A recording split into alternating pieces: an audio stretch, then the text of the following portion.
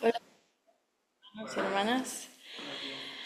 Bueno, la reflexión de hoy está en Apocalipsis 3:8. Apocalipsis 3:8.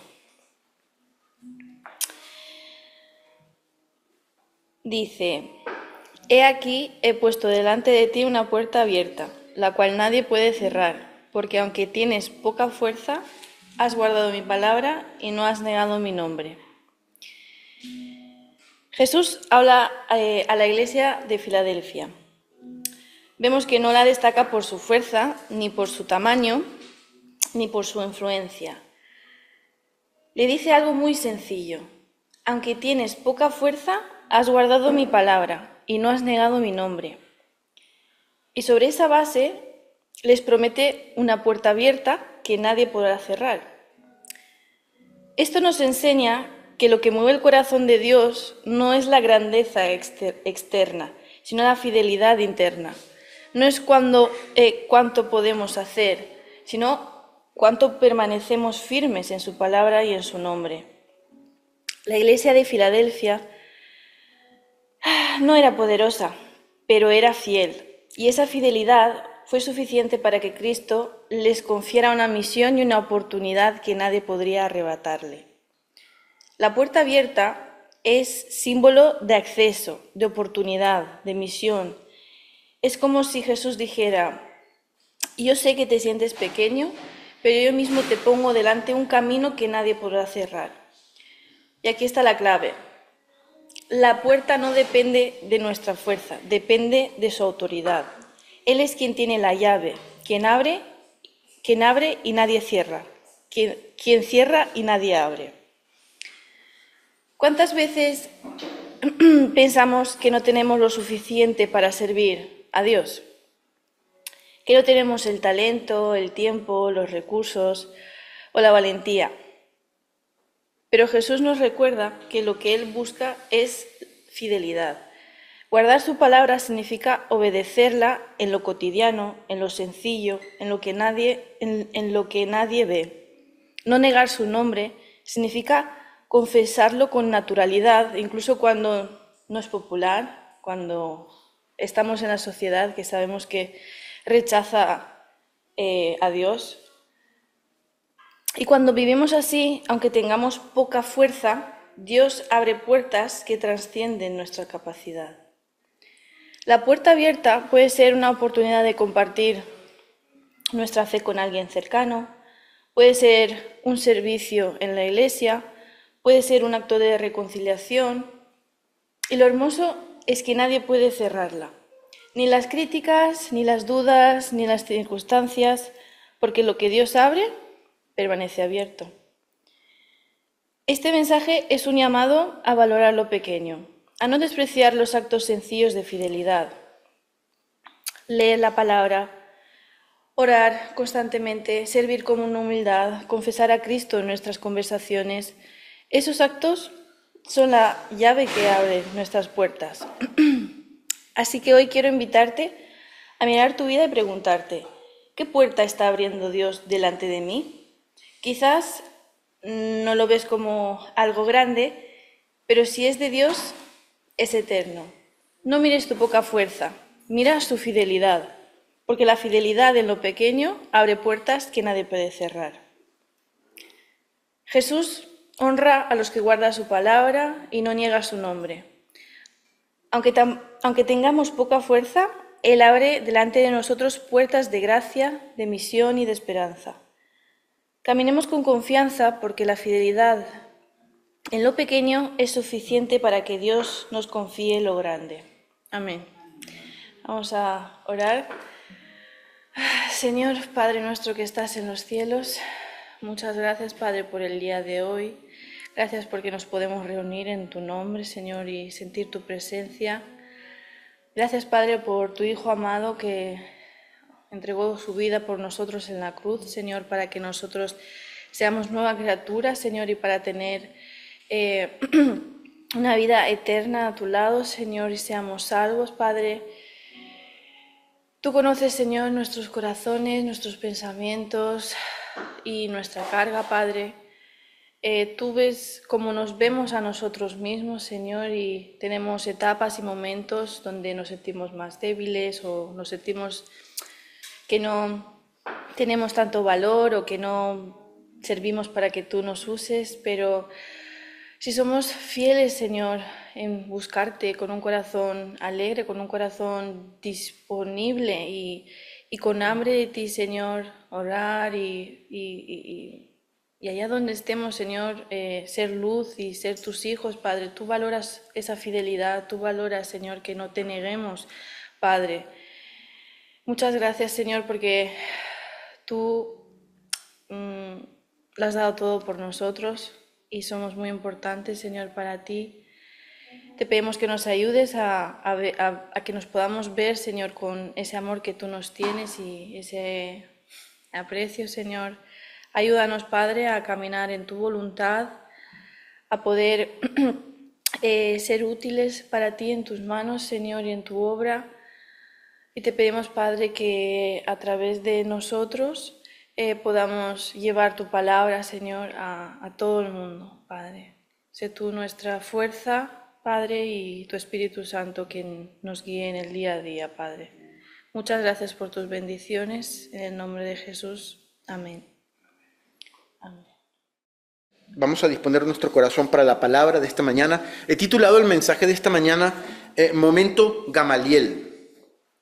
Y ya hablaremos por qué se llama Momento Gamaliel. Uno de los paréntesis, digamos, o uno de los momentos más curiosos en la vida de los apóstoles, en la vida de los discípulos, fue ese periodo entre la resurrección de Jesús y la ascensión de Jesús. ¿Sabéis que hubo un periodo en que Jesús es crucificado, resucita al tercer día, pero se queda como un periodo de tiempo que hay entre la resurrección de Jesús, porque Jesús aparece, las mujeres lo ven ahí en el sepulcro, salen corriendo, dan la buena nueva, el Señor no está, ha resucitado, y pues algunos dicen, pues, estáis locas, ¿no? Otros no creen, pero van corriendo y ven allí en la tumba que está todo vacío, que está ahí el sudario dobladito, así todo bien, allí en un ladito, en un rincón, ¿no? Casi que le faltó dejar la notita, no me busquen, porque aquí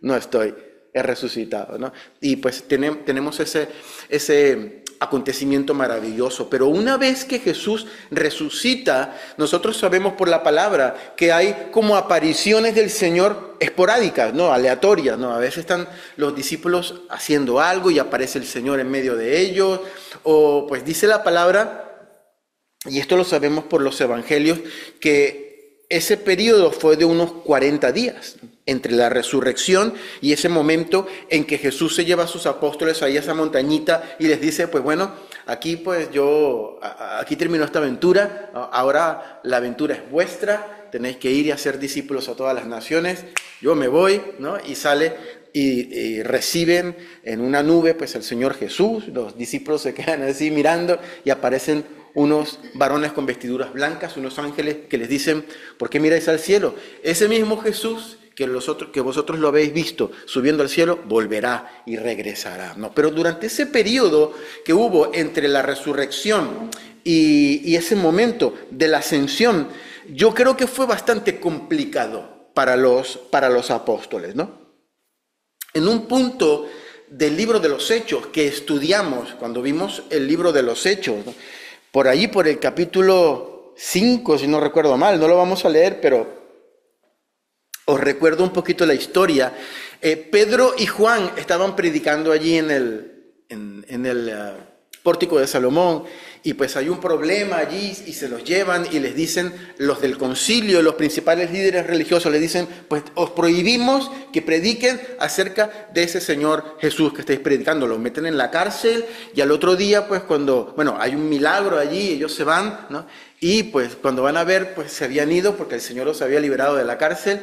¿Y dónde los buscamos? ¿Dónde los encontramos? En el mismo sitio donde los encontramos la vez pasada. ¿Y haciendo qué? Lo mismo que estaban haciendo cuando los apresamos, predicando el evangelio del reino, ¿no? Y tan bonito que fueron por allí y allí los encontraron predicando. Se los llevaron nuevamente y les dijeron, pero vosotros seguís haciendo lo mismo. Os dijimos que por favor no predicarais la palabra. Y en ese momento dice la palabra que se levanta un hombre que era muy venerado, que era muy respetado por todo el pueblo, llamado Gamaliel. Imagínate, pues un hombre así, probablemente con su barba blanca, con su pelo blanco, donde cuando se levanta todo el mundo va a hablar el maestro Gamaliel y se quedan todos calladitos y se canta. Y dice la palabra que Gamaliel les dice a los miembros del concilio, sáquenme a esta gente de aquí, que vamos a hablar en privado, yo les voy a comentar algunas cosas. Y Gamaliel comenta, pues, y les dice lo siguiente, ¿no? ¿Se recuerdan ese profeta que se levantó hace un montón de tiempo y tal, y empezaron unas personas a seguirlo a él? Bueno, ese hombre murió, y cuando murió, sus discípulos se les olvidó el tema y fueron dispersados, ¿no? Y vuelve a decir, ¿y se recuerdan aquel durante el tiempo del censo? Se levantó este profeta y lo siguió mucha gente. Bueno, este profeta se murió y cuando se murió o se escapó con el dinero de la ofrenda o qué sé yo, cuando ocurrió eso, ¿qué le pasó a los discípulos, a los apóstoles o a los seguidores de ese hombre? Que se les olvidó el tema y fueron dispersados. Y cierra su discurso Gamaliel diciendo una de las palabras probablemente más sabias que haya dicho una persona que no conoce o que no sea cristiana, ¿no? En la Biblia, registradas en la palabra. Dice, si esta enseñanza de estos hombres, de Juan y de Pedro que estaban allí, es de Dios, entonces es un problema para nosotros, porque nos vamos a encontrar nosotros luchando contra el Dios Todopoderoso. Pero si es de los hombres, si es una enseñanza humana, como aquel que se levantó durante el tiempo del censo y como el otro que se levantó, no te preocupes, que dentro de unos días se va a dispersar esto se les va a olvidar y la cosa va a quedar en nada. Hasta que salga otro profeta por allí diciendo que soy profeta o soy el Mesías. Y a los del concilio, a los religiosos, líderes religiosos de Israel, pues les pareció bien. Sí, me parece algo bastante acertado. Y así se quedaron, pues les pegaron ahí cuatro latigazos y les dijeron váyanse y nos quedamos nosotros esperando que este movimiento desaparezca. Pues son 2000 años después y somos miles y miles los que hemos creído, gloria al Señor, en este Jesús de Nazaret que predicaba Pedro y Pablo, el que estaba allí, por lo que podemos dar fe y tener la plena seguridad de que esto era de Dios. Amén, ¿no? Ellos, los primeros apóstoles, los discípulos, Pedro y Juan, los que estaban allí, tenían clarísimo cuál era su propósito en la vida. En ese momento lo tenían clarísimo. Y a pesar de los latigazos, de los azotes, de las prisiones, de las amenazas de muerte, de los posibles rechazos que ellos tenían por parte de sus familias, el amor a Jesús y su propósito en la vida era muchísimo más grande e importante que cualquier otra cosa. Y gloria a Dios por eso, porque gracias a ellos nosotros hemos podido conocer ese evangelio. Pero no siempre fue así. Existe un episodio, hermanos, que encontramos en los evangelios, en donde Jesús resucita, ¿no?, conforme a la promesa, y comienza a aparecer a los apóstoles que ya habíamos comentado antes, ¿no? Durante un periodo de 40 días comienza a aparecer, y aparece, está con ellos ahí media hora, y se va, y después a los 3-4 días vuelve a aparecer, mira, por allá anda, y van por donde está él, y esa es la dinámica durante 40 días más o menos. Y aún habiendo resucitado Jesús, habiendo cumplido la promesa de la resurrección, había dentro del corazón de los apóstoles confusión, miedo, probablemente desesperanza o incertidumbre, porque era un periodo en donde Jesús todavía no había ascendido al cielo, todavía los apóstoles no tenían un propósito definido que Jesús les hubiese enviado y durante ese tiempo ya no estaban con el Maestro, ¿no? Este paréntesis en la vida de los apóstoles fue una especie, o por lo menos así lo he llamado yo en esta mañana, momento Gamaliel, ¿no? ¿Cuál era el momento Gamaliel? Era en ese momento en donde se tambalea la fe y en donde el líder ya no está. Entonces, pues en ese sentido pueden pasar dos cosas. O se acaba el movimiento, o si es de Dios, se fortalece, ¿no? Pero lo cierto es que Jesús ya no se encontraba más en medio de ellos, ¿no? Recordemos que hacía ya tiempo, ¿no?, que Jesús había aparecido a mucha gente, pero su resurrección no era como una especie de cosa oficial, ¿no? Digamos, o sea, era como un rumor, mira que está Jesús aquí, o que apareció, lo iban a buscar, pues ya no estaba, no era algo oficial, no fue que el Imperio Romano lo pilló por allí en la cola del banco de Mercadona, no, mira, aquí está, entonces lo cogen y le hacen pruebas de ADN y le miran las huellas dactilares y vamos a ver, ¿usted quién es? ¿Y quién es su padre? ¿Quién es su madre? Mira, lo identificamos, es Jesús. ¿Qué quiere decir esto? Oficialmente declaramos que es un milagro de resurrección porque murió en la cruz, lo vimos muerto allí, el médico vino y le tomó el corazón y no se escuchaba nada. Oficialmente es una resurrección, ¿no? O sea, no ocurrió así, ¿no? De hecho, si nos recordamos, la notificación o la información oficial que había era que los apóstoles habían venido por la noche y se habían robado el cuerpo de Jesús. Entonces, un poco para darle veracidad al relato de Jesús que iba a resucitar, pues entonces ellos dijeron, no, esos fueron los apóstoles que vinieron, se robaron el cuerpo, rodaron la piedra, se robaron el cuerpo y se lo llevaron, ¿no? Esa era por lo menos la versión oficial, pero lo que los evangelios nos dicen a nosotros es que los apóstoles en ese periodo entre la resurrección y la ascensión se encontraban en un momento complicado de sus vidas. Yo lo he llamado otra vez un momento Gamaliel, ¿no? Porque ya el maestro no se encontraba con ellos, ¿no? Como dijo Gamaliel, se les murió su líder y pues se comenzaron a dispersar, ¿no? Y probablemente se apoderó de los apóstoles un sinnúmero de sentimientos. El primer sentimiento lo encontramos en el Evangelio según San Juan, en el capítulo 20, versículo 19. Y vamos a comparar nuestras vidas o períodos de nuestras vidas precisamente con estas partes de la palabra que vamos a leer aquí. Juan capítulo 20, versículo 19. Todos estos versículos que vamos a leer se encuentran en ese periodo que existe entre la resurrección de Jesús en esos 40 días y la ascensión del Maestro. Dice el versículo 19, leo en el nombre del Padre, del Hijo y del Espíritu Santo. Cuando llegó la noche de aquel mismo día, el primero de la semana, el domingo, estando las puertas cerradas en el lugar donde los discípulos estaban reunidos, por miedo a los judíos, vamos a quedarnos con esta palabra, por miedo de los judíos, vino Jesús y puesto en medio de ellos, les dijo, paz a vosotros. El primer sentimiento que nos encontramos en las Escrituras por el que estaban atravesando los apóstoles, los discípulos, era el miedo. Tenían miedo. Ellos aún no tenían un propósito claro en sus vidas, ¿no? Ellos conocían las enseñanzas de Jesús. Jesús había sido enfático con ellos en cuanto a la misión que ellos tenían que hacer, porque ya les había dicho que tenían que predicar, que tenían que sanar a los enfermos, todo eso, ¿no? Pero aún no habían sido enviados directamente por Jesús a una misión en particular, a llevar a cabo un propósito de vida, un propósito de ministerios, y al no saber ellos qué tenían que hacer a continuación, eso les produjo miedo. Y el miedo era considerable, era comprensible y era razonable. ¿Por qué ellos tenían miedo? Pues porque hasta ese momento los defendía el Maestro. Hasta ese momento estaba Jesús.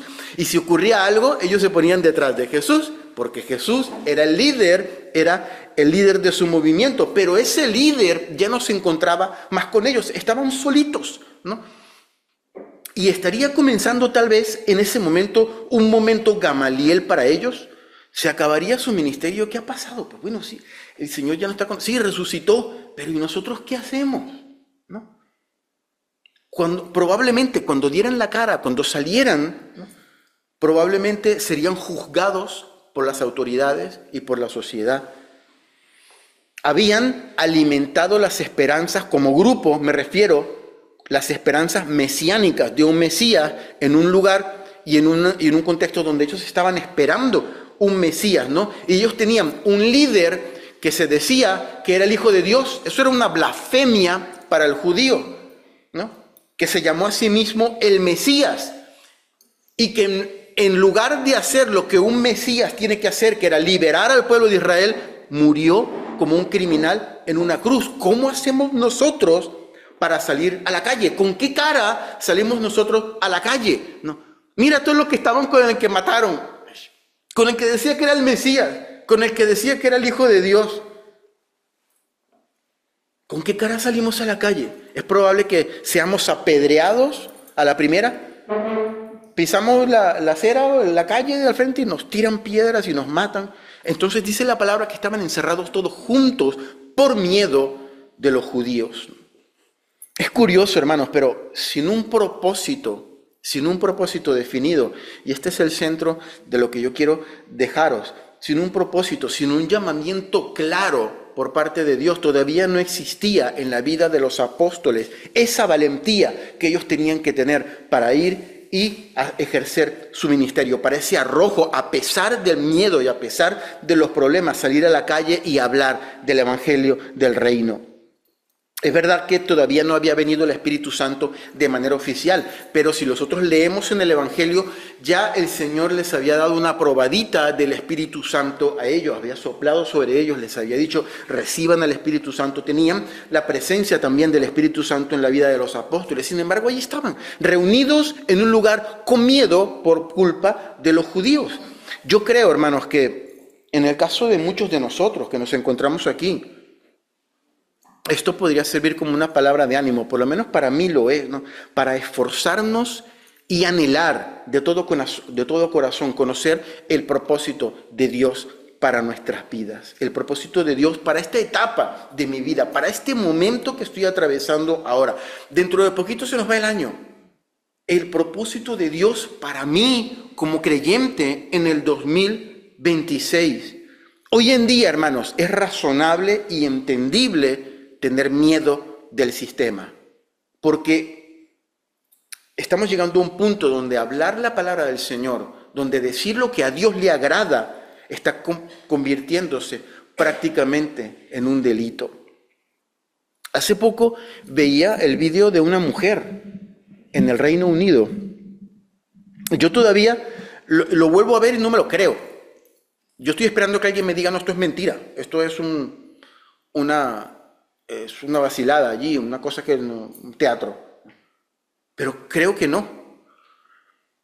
Esta mujer lo que hacía era que estaba orando delante de una clínica abortista en el Reino Unido. Estaba orando, ¿no? Y llega la policía y dice, perdón, usted no puede orar aquí, no puede orar delante de la clínica abortista porque estaba prohibido, lo prohibieron, ¿no? Orar en la calle, ¿no? Entonces ella, se la llevaron a la cárcel, ¿no? Y ella cuando sale dice, pues yo voy a hacer lo siguiente, yo voy a seguir orando, pero me voy a poner a orar en silencio, ¿no? O sea, no voy ni a levantar las manos, ni voy a cerrar mis ojos, ni voy a tener la Biblia en la mano, ni voy a mover los labios, voy a orar en silencio, ¿no? Y ella dice en el vídeo que estaba allí, porque también lo ponen en esa parte, que estaba allí delante, y llega la policía. A mí me parece una cosa de locos. Llega la policía y dice, señora, usted está orando, ¿verdad? Claro, ella era cristiana y no puede decir no, porque en realidad estaba orando, ¿no? Entonces ella le decía, puede ser, maybe, dice la señora, ¿no? Entonces los policías le dicen, es que si usted está orando, nos tiene que decir para llevárnosla a la cárcel, porque no puede orar. Pero yo decía, pero esto es verdad lo que estoy viendo. Increíble, hermano, y esto no ha hecho más que comenzar, no ha hecho más que empezar, porque estas porquerías del diablo, estas cosas diabólicas de los hijos de Lucifer, no son exclusivas de Occidente. Hoy en día, ahora mismo, hay cientos de nuestros hermanos, y lo digo con una tristeza tan dura, tan patente en mi corazón, hermanos, que hay países donde sacan a mis hermanos de las iglesias, los queman, les caen a machetazos, a las mujeres las cogen, las abusan de ellas y después las matan. Y lo digo con dolor en mi corazón. ¿Y el mundo qué hace? Pues mira para otro lado, no pasa nada, porque son cristianos, son ciudadanos de segunda categoría, no sirven para nada, ¿no? Y la mayoría de estas personas, hermanos, que viven en estos países, saben que estas cosas les pueden pasar. Y son tan ejemplo para mí como cristianos, porque ellos viven con el propósito de amar, de servir, de adorar, de honrar y de predicar al Dios vivo a quien también nosotros adoramos y predicamos. Y ellos saben que tienen un propósito en su vida que es más importante que ese sentimiento de temor. Lo supera, va mucho más allá. Y si tienen que morir por el Señor, pues morirán. Hermanos, yo le decía, cuando yo escribía esto, y yo siempre esto lo he pensado de verdad, yo le ruego a Dios que algún día cuando esté en su presencia, el Señor me diga, mira, todos estos tuvieron que pasar por esto tan difícil. Y yo quiero, de verdad, de corazón, y yo quiero darle un abrazo, si es posible, si tengo piernas, si tengo manos, lo que tenga, darle un abrazo a cada uno de ellos, abrazar a estas hermanas preciosas que han tenido que sufrir esos abusos en manos de esos delincuentes desgraciados que simplemente por ideología y por ser llevados como títeres por Lucifer le han hecho estas cosas terribles a estas mujeres, y las quiero abrazar porque son para mí preciosos, o sea, son un ejemplo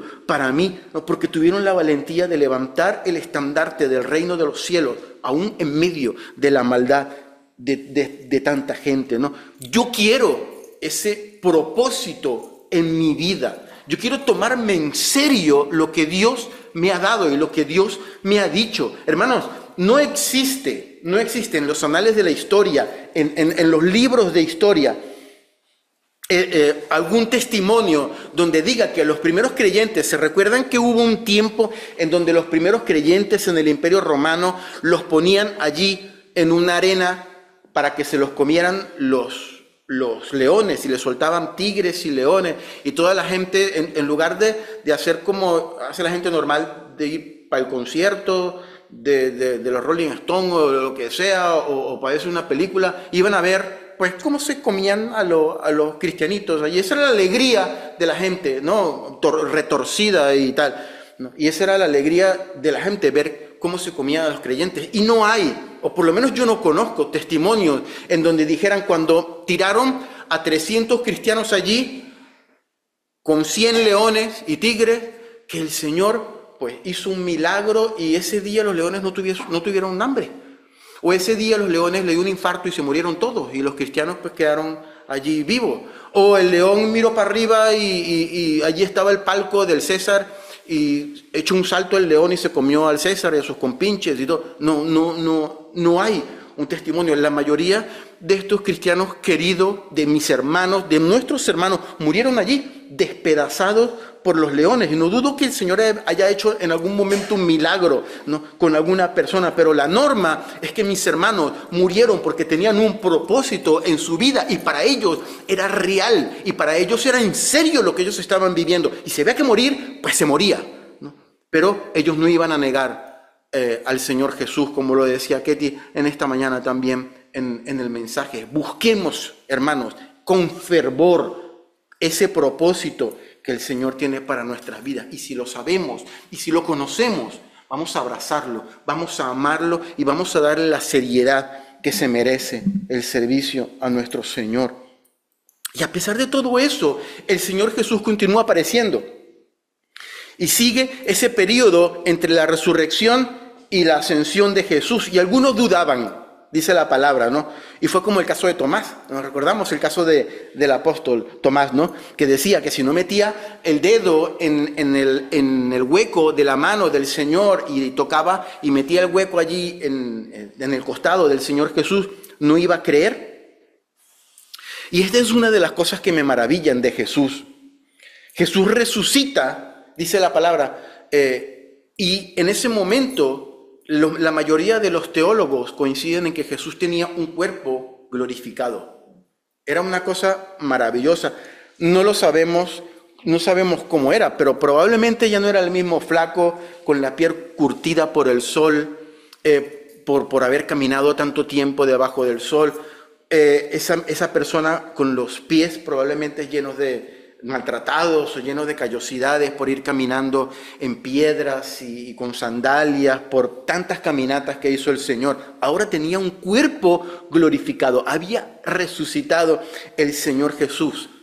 corte de pelo perfecto, corte de pelo de 500 euros, barba perfecta, afeitada hasta el mínimo milímetro, ¿no? Dientes perfectos, piel de bebé, manicura, pedicura perfecta, oliendo al perfume más maravilloso del mundo, túnica impoluta de diseñador, porte perfecto, imponente, pero a la vez amoroso y a la vez despidiendo pues ese amor y transmitiendo esa santidad tan maravillosa, pero aún así, queridos hermanos, aún así manteniendo las heridas en sus manos, en sus pies y en su costado. ¿Por qué se iba a quedar Jesús, hermanos, con la evidencia del sufrimiento infligido por sus criaturas, por las mismas criaturas que había creado? ¿Por qué se iba a quedar Jesús con el recuerdo de lo frágil que fue siendo un ser humano cuando era Dios? ¿Por qué se iba a quedar Jesús con unas marcas de imperfección, con unas cicatrices cuando era el colmo de la perfección?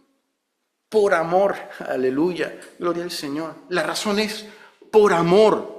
Por amor, yo casi puedo imaginarme a Jesús llegando a la presencia del Padre después de haber resucitado y el Padre diciéndole: ahora te voy a dar un cuerpo glorificado, maravilloso, para que estés lindo, para que estés precioso como eres mi hijo. Y Jesús diciéndole: sí, papá, pero espérate un momento, esto no me lo quites. Esto no me lo quites, porque esto es la evidencia del amor que yo tuve por mis hijos. Lo quiero tener. Me lo quiero quedar. Esta es la prueba de mi amor. Porque esta es la prueba de que lo di todo, aleluya. Esta es la prueba de que no me quedé con nada para mí. Versículo siguiente, hemos leído el 19, vamos a leer el 20. Dice la palabra: y cuando les hubo dicho esto, les mostró las manos y el costado. Mira los huecos. Mira que soy yo. Y los discípulos, dice la palabra, se regocijaron en el Señor. Los discípulos se regocijaron cuando vieron las señales de amor en el cuerpo del Señor Jesús. Y dice la palabra que la incredulidad del discípulo llamado Tomás desapareció en el momento en que metió los dedos en las cicatrices, en los huecos de las manos de Jesús y en el costado, porque tenemos a un Dios que es capaz de hacernos palpar sus señales y sus milagros, para que la evidencia de su amor, de hacernos tocar la evidencia de su amor, para que desaparezca la duda de nuestras vidas. Muchas veces la duda forma parte de nuestros momentos Gamaliel, cuando no vemos a Jesús en algún área de nuestra vida, cuando decimos: ¿dónde está, Señor? Nos asalta la duda, y el Señor está allí para decir: si es menester, si es necesario que tengamos que meter, que tú metas la mano que en la evidencia de mi amor, lo vas a hacer. Muchas veces nuestros momentos Gamaliel son momentos de duda. Hermanos, quiero compartir con algo que me ocurrió esta semana. Esta semana yo iba para el trabajo, no me acuerdo, ¿no? Pero tenía que tomar algunas decisiones difíciles y complicadas en mi vida, y se me venían muchas cosas a la cabeza, ¿no?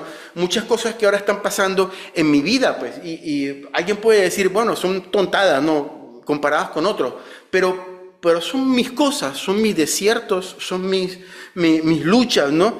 Y me sentía de verdad atribulado, ¿no? Y en esa situación, en ese momento, comencé a tararear ese canto que cantamos al final, de Yo me rindo a Él.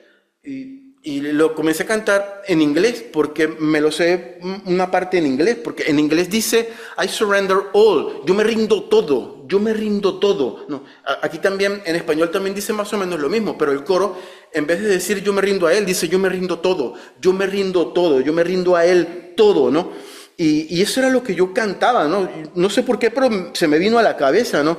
Y el Señor me decía y puso en mi corazón estas palabras, donde dice: tú dices que te rindes todo, pero ¿qué parte de la palabra todo tú no estás entendiendo, Rocco? Y había duda que asaltaba mi corazón, habían pensamientos que decía: pues esto que está ocurriendo no es justo, ¿no? Y el Señor al mismo tiempo me decía: es que es todo lo que tienes que entregarlo, y cuando tú dices todo, es quedarte tranquilo, porque yo tengo el control de todo, porque tú te estás rindiendo todo, tú estás diciendo todo para ti, Señor. tú encárgate del sufrimiento, tú encárgate del dolor, tú encárgate de la duda, tú encárgate de esto que estoy atravesando ahora. Yo quiero que lo tengas tú, dice la palabra, echando toda vuestra ansiedad sobre Él porque Él tiene cuidado de vosotros. Toda, no un poquito, no la cuarta parte, ni la 10ª parte, toda nuestra ansiedad sobre Él. Confía en que soy yo el que me voy a ocupar. Y yo sé, hermanos, tengo plena confianza que llegará el día, el momento, tal vez, Señor, no será mañana, puede ser pasado mañana, puede ser la semana que viene, en que el Señor diga, mira, mete la mano aquí, para que te des cuenta que el que tenía control de esa situación soy yo, de que era yo el que estaba permitiendo tal vez esto y lo otro, para que tuvieses crecimiento en tu vida, para que pudieses depender de mí. Y llegará ese momento que el Señor diga, mete tu mano en la cicatriz, date cuenta que soy yo. Desecha ese momento de duda, desecha ese momento Gamaliel en tu vida. Ese momento donde se dice que, donde puedes pensar que tal vez Jesús ya no está con nosotros. Aparece y se va, viene y se va. Deséchalo. Yo estoy contigo en cada momento de tu vida. Y si es menester, yo voy a aparecer para que tú metas la mano en la llaga, para que tú te des cuenta que soy yo el que está obrando en esta situación.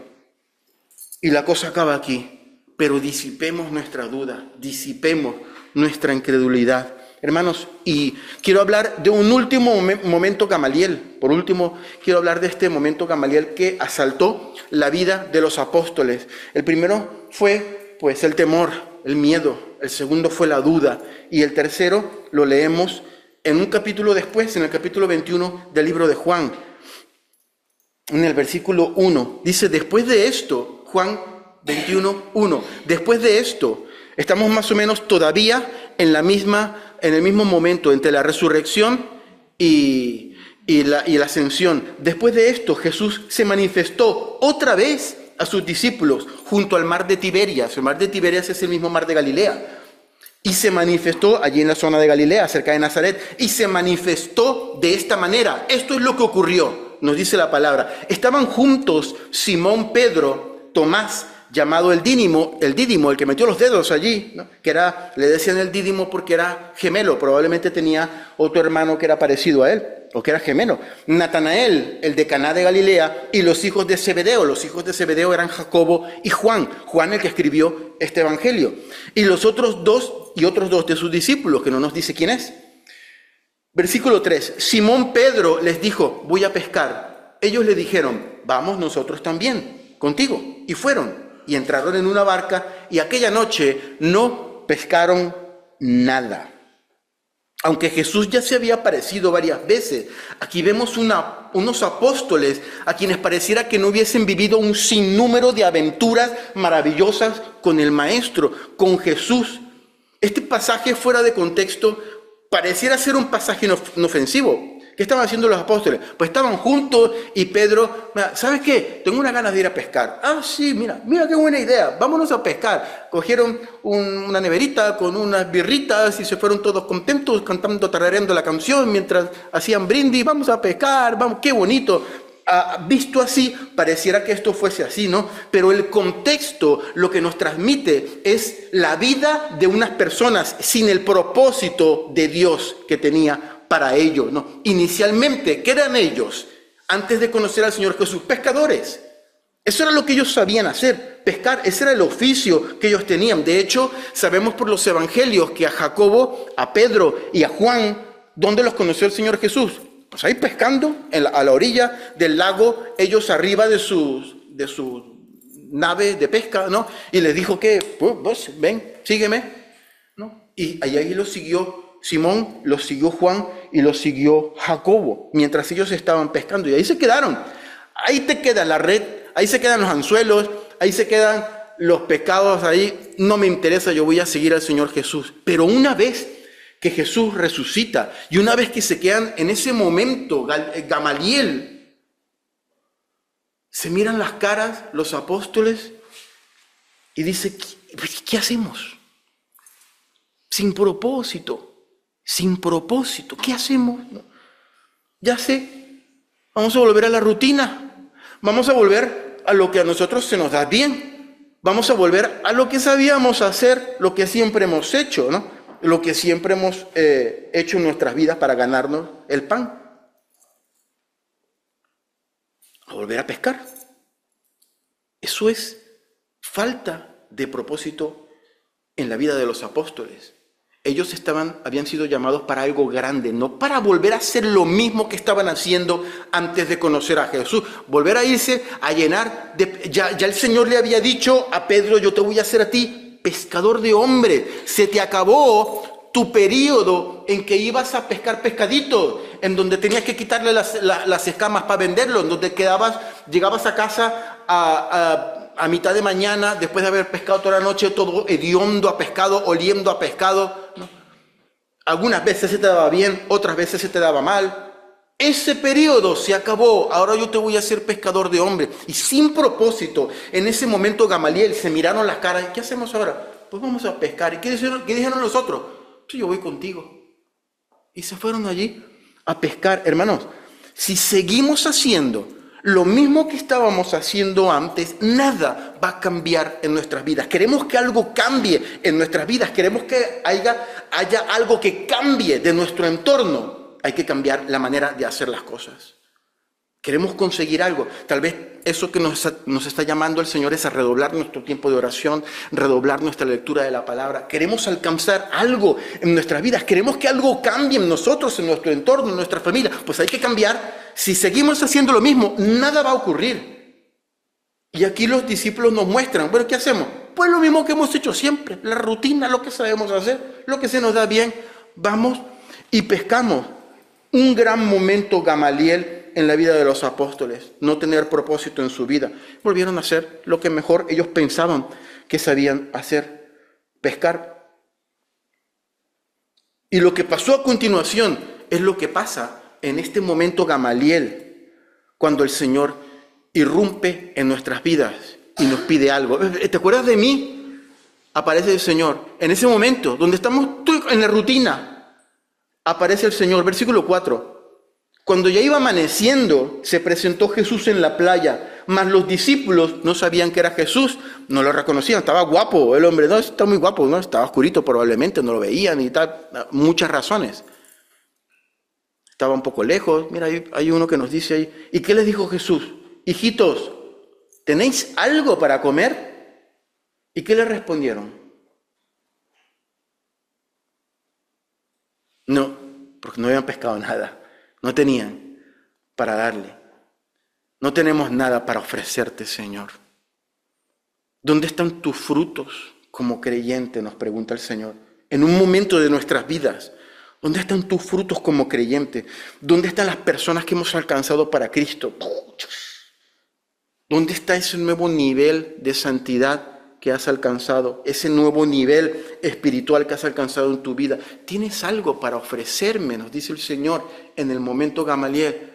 Y si estamos en ese momento, haciendo lo mismo de siempre, con la rutina, sin saber qué le vamos a decir al Señor, es que no tengo nada para ofrecerte, lo mismo que le dijeron los apóstoles. No tengo nada porque no he pescado nada, porque lo que se suponía que yo tenía que hacer no lo estoy haciendo. He vuelto a hacer lo mismo y no es para mí provechoso, para mi vida espiritual. Pero el Señor, queridos hermanos, y con esto quiero concluir, es bueno y misericordioso, aún en nuestros momentos Gamaliel, aún en nuestros momentos donde no tenemos propósito, donde pensamos que no tenemos propósito, Dios nos puede mostrar cómo dar fruto para Él. Dice la palabra en la historia, lo podemos leer en nuestras casas, que después que los discípulos le dijeron, no tenemos nada para darte, Señor, el Señor Jesús le dijo, mira, echa la red por este lado y yo te voy a mostrar que sí vais a tener para darme.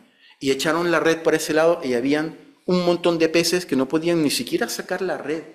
Y aquí, hermanos, yo me imaginaba a Pedro recordando esas palabras de Jesús, cuando Jesús le dijo, tú vas a ser pescador de hombres. Y me imagino a Pedro sacando ahí la red, diciendo, es que esto no es lo mío.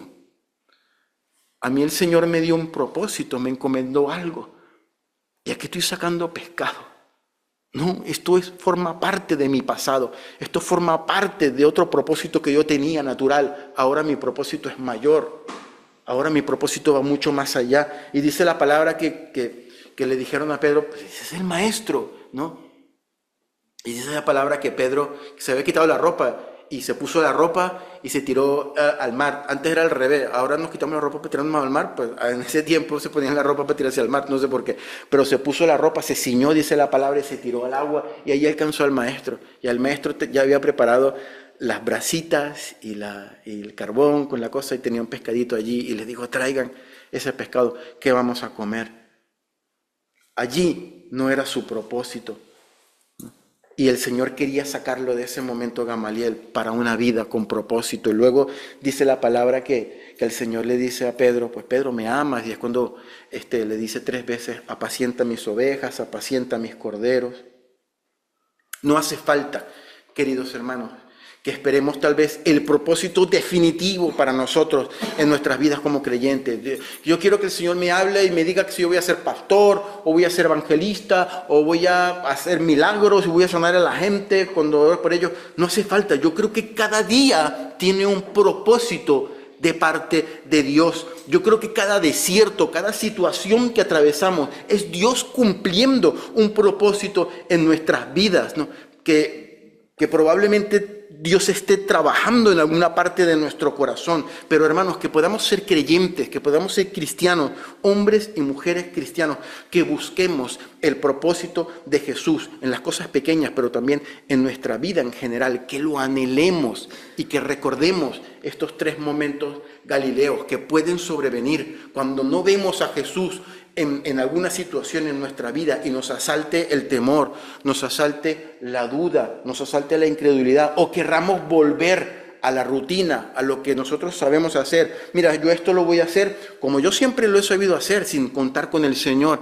Recordemos que Dios quiere darnos a nosotros un propósito de vida muchísimo más sublime, más grande. Dios lo quiere hacer en nosotros. Tomémonos en serio lo que Dios ha puesto en nuestras manos, en nuestro corazón, en nuestra vida, porque Dios quiere hacer cosas grandes en cada uno de nosotros. Amén.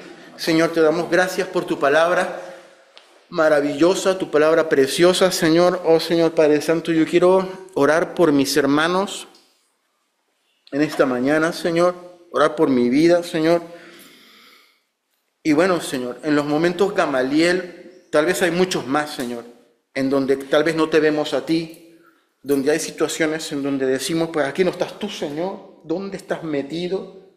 Te apareces un ratito y te vas. Te apareces en un momento y ya no te vemos por una temporada. Señor, ¿qué hago yo con mi vida, Padre Santo? ¿Qué hago yo? A veces me sobreviene el temor de lo que puedan decir, de lo que me puedan señalar, de lo que... Y si oro y no se sana, y si hablo y se burlan, y si me señalan y tal. Y hay temor, o tal vez hay duda, como en el caso de Tomás. Y estamos esperando a meter la mano allí en la cicatriz, en el hueco, Señor. O tal vez nos hemos vuelto conformistas y hacemos lo que sabemos hacer siempre. Y si tenemos alguna dificultad o algún momento en donde necesitamos tomar una decisión de parte del Señor, pues simplemente pues creemos hacer lo que mejor se nos da hacer y no contamos con el Señor para nada. Pero Dios quiere darnos un propósito de vida muchísimo más grande, muchísimo más sublime. No podemos quedarnos en estos momentos Gamaliel. Como dijo Gamaliel, bueno, si no es de Dios, se les va a olvidar, se van a esparcir y se va a acabar. No queremos quedarnos allí, queremos que, como el mismo Gamaliel dijo, yo sé que todo esto que estoy atravesando es un propósito tuyo. Yo sé que tú estás haciendo algo en mi vida, en mi corazón, en mi ser. Ayúdame a sacar una piedra preciosa de toda esta situación, de todo este proceso, de todo este desierto, de esta enfermedad o de esta situación que estoy pasando. Ayúdame, Señor, a ver tu propósito en cada una de las áreas de mi vida. Ayúdame, Señor, quítame la duda, disípame la rutina, disípame el miedo, el temor, y permite que como creyente yo camine en el propósito que tú tienes para conmigo en mi vida, Señor. Yo te doy gloria, te doy honra y alabanza porque tú, Señor, mi Dios, depositas un propósito en la vida de cada uno de nosotros, Señor. Y quieres cumplir ese propósito y quieres llevarlo a cabo. Ayúdanos, Señor, a que nosotros podamos caminar también en ese propósito. Te lo pedimos, Señor, en el nombre de Jesús, dándote a ti gloria, Señor, dándote a ti honra, dándote a ti alabanza porque tú eres nuestro Dios, porque eres nuestro Señor, porque eres nuestro Padre. Bendito sea, Señor, bendito sea tu nombre. En el nombre de Jesús te damos gracias, Señor, por tu palabra preciosa y maravillosa. Te damos a ti todo el honor, Señor, toda la alabanza, Señor. En el nombre de Jesús. Amén.